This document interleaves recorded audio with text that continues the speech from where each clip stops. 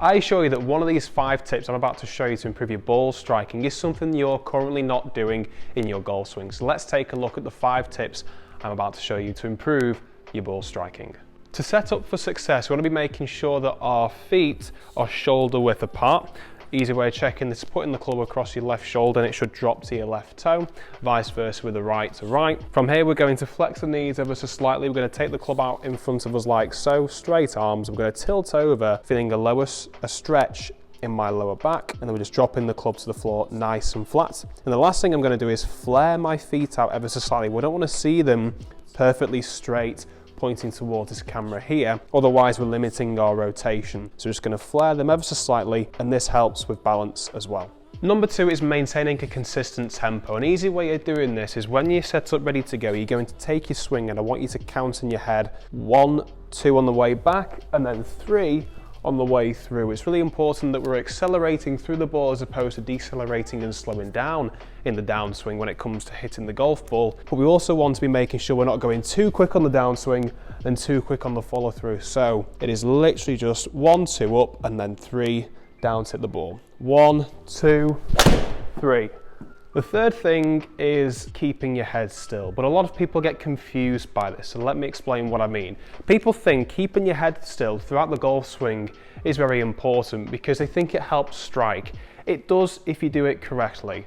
So I'm keeping my head still here, I'm keeping my head still here, but you can see it's moving because it's attached to my spine. So what tends to happen, people think that the head is moving by keeping the head down or rotating and bringing the head up like this, but it's all to do with your spine angle and whether you're early extending or coming too far underneath the ball like so and over. So what I'm going to get you to do is put the club across your shoulders like so, set up into that posture that we spoke about in number 1, and we're going to rotate back so that the club now is going to point towards the ball, adding a bit more pressure into my trail side here.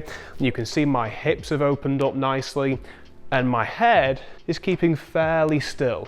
Looking from this camera here, but then from the other camera you can see it's slightly moving. So my head isn't moving technically, it's just going with the spine. So my spine is moving, which is causing my head then to follow it. So we're just going to rotate back and forth, and the same on the way through. So the fourth thing is adding on to number 3. So number 3 we spoke about the rotation. Number 4 we're going to talk about where we get the power from, and that is from the ground. So we're making sure we're using our bigger muscles in the body as opposed to our limbs to hit this golf ball.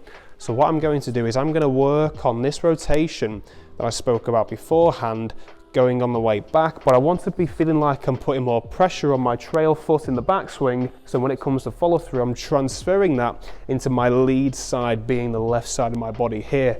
So we're making use of what we call the ground reaction forces. So it's back with the pressure and through with the pressure as well. Keeping the arms nice and tucked in as opposed to taking them on the outside or inside. It's going to help you keep your arms and body connected as well. Number 5 is the simplest tip I can give you, and that is practice, practice, practice. The more practice you do out on the golf course, at the driving range, or down here, like this venue at the golf projects, the easier it's going to be for you to hit the golf ball doing those last 4 tips, and you'll feel more comfortable doing this.